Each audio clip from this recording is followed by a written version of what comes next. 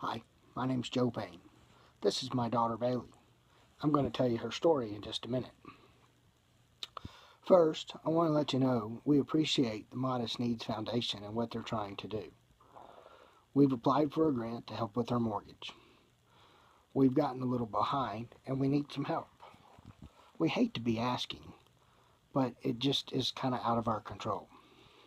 So here's Bailey's story. On May the 18th, Bailey was playing across the street at a friend's house. They had attached some ropes to the swing set. She got her right foot tangled, hung upside down, her left knee hit the ground, and it broke her hip. We went to Children's Hospital in Birmingham, where we were seen and had surgery the next day. We got 2 screws put in and a body cast that was from her chest to her ankle on the left side. We were in that body cast for 6 weeks, and after that, we were on crutches for another 5 weeks.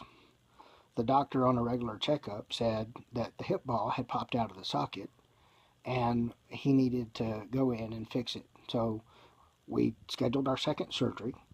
We went in, we took the old screws out, we put new longer screws in, and got in a body cast this time that went from the chest area down to her knee.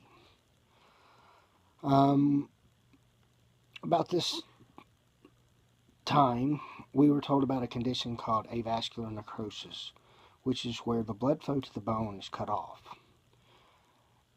Bailey has, it's very minor on the x-rays at this point, but there's a flattening out on the top of the hip where the condition is there.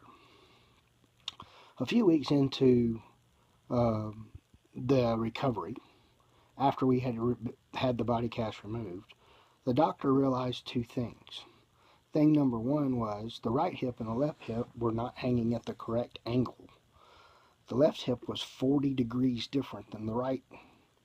So we had to go in and have our third surgery, which cut a wedge out of the femur, pulled the leg down into place, that 40 degrees, and then he put 5 pins, 3 screws, and a plate in her leg. The second thing that we found out was the AVN was very definitely there, and there was a flattening of the top of the hip. We did not have to have a body cast at this time, but we were on crutches for a while. Through the recovery and everything going along, the AVN was becoming more prominent, and it was more visible, and the top of the hip head was really flattening out. So the doctor made the decision to prematurely, by 2 months, remove the hardware that was in the leg, and he was going to scrape the pelvic bone.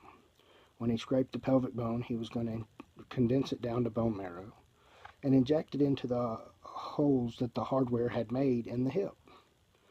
This happened on February the 24th. We're recovering now. Bailey's back on crutches, can't really put any weight on it, and we're kind of in a holding pattern. We don't know what's going to happen next. We know that we're on this journey because this is where God wants us. We've had a lot of ups and downs. Bailey wants to be able to run and jump and play and have fun because that's just what she does. With the medical bills and with everything going on, we did ask the neighbors to file this on their homeowner insurance. They were very reluctant to do that.